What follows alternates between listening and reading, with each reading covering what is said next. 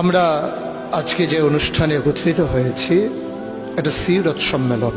নবীজির জীবনের দুইটি দিক, একটি হচ্ছে সুরত আর একটি হচ্ছে সিরত। সিরত অনুকরণীয় আর সুরত প্রশংসনীয়। এই সুরত ধারণ করার ক্ষমতা কোনো মানুষের নেই। শামাইলে তিরমিজির হাদিসগুলো যখন পড়তাম, হৃদয়ের আয়নায় একটা মূর্তি দাঁড় করিয়ে নিতাম, একটা অবয়ব দাঁড় করিয়ে নিতাম, একটা আকৃতি মনে মনে কল্পনায় ভাসিয়ে নিতাম। চাইতাম আমিও যদি এমন হতে পারতাম, কিন্তু যা হবার নয়। তিনি ছিলেন মধ্যম আকৃতির সুঠাম দেহের অধিকারী একটি মানুষ। তার চুলগুলো ছিল ঘাড় পর্যন্ত প্রলম্বিত, হালকা হালকা কোঁকড়ানো। তিনি যখন চুলের ভিতরে তৈল দিয়ে আছড়াতেন, মনে হতো মৃদুমন্দ ঢেউ দেখা যায়। তার কপাল ছিল চওড়া, ভ্রুগুলো ছিল জোড়া ভ্রু, ধনুকের মতো বাঁকা। চোখের পাতাগুলো ছিল ফুটন্ত গোলাপের গোলাপি রঙের এক একটি পাপড়ির মতো।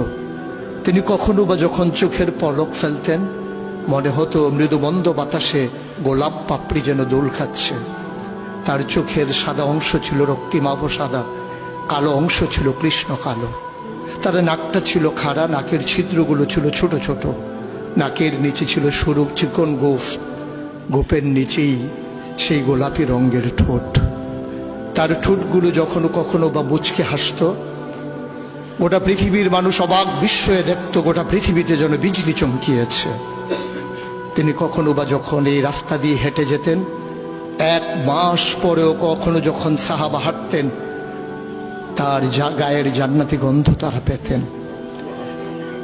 মায়েরা উম্মাহাতুল মুমিনিন যারা, তারা নবীর যখন কখনো এই ঘামে ভেজা শরীর নিয়ে ঘরে ঢুকতেন, কপালের ভিতরে মুক্তোর দানার মতো ঘামগুলো যখন জমে থাকতো, মায়েরা ছোট্ট শিশি খুঁজে সেই ঘামগুলো শিশিতে ভরে জমা রেখে দিতেন, কখনো বা ঈদে কোনো অনুষ্ঠানে যেন আতর হিসেবে ব্যবহার করতে পারেন।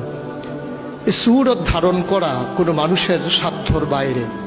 কখনোই কোনো মানুষ এই সুরত ধারণ করতে পারবে না চেষ্টা করলেই। কিন্তু তার সিরত যেটা অনুকরণীয়, অনুপম আদর্শ। তিনি এসেছিলেন এই জন্যে, ওয়ামা আরসালনাকা ইল্লা রাহমাতাল লিল আলামিন। তিনি ছিলেন রহমত গোটা ধরনীর জন্যে। যেমন করে আল্লাহ বলেছেন, ফাবিমা রাহমাতিন মিনাল্লাহি লিনতা লাহুম ওয়ালাউ কুনতা ফাজ্জান গালিজাল কলব লানফাদ্দু মিন হাওলিক ফাআফু আনহুম ওয়াস্তাগফির লাহুম ওয়াশাওিরহুম ফিল আমর ফাইজা আযামতা ফাতাওয়াক্কাল আলাল্লাহ ইন্নাল্লাহা ইউহিব্বুল মুতাওয়াক্কিলিন। তিনি এসেছিলেন তেমন করে। কেন তাকে পাঠানো হয়েছিল? আল্লাহ নিজেই বলেছেন, লাকাদ কানা লাকুম ফি রাসূলিল্লাহি উসওয়াতুন হাসানা। তিনি ছিলেন মডেল, তিনি ছিলেন আইডল, তিনি ছিলেন আইকন, তিনি ছিলেন অনুপম আদর্শ, তিনি ছিলেন উসওয়াতুন হাসানা। তিনি গোটা মানব জাতির জন্য সকাল থেকে সন্ধ্যা, রান্নাঘর থেকে সংসদ ভবন, তার জীবনের ব্যক্তি জীবন, পারিবারিক জীবন, সমাজ জীবন, রাষ্ট্রীয় জীবন, অর্থনৈতিক জীবন, ইন্টারন্যাশনাল রিলেশন, সকল ক্ষেত্রে তিনি ছিলেন আদর্শ, তিনি ছিলেন মডেল, তিনি ছিলেন আইকন।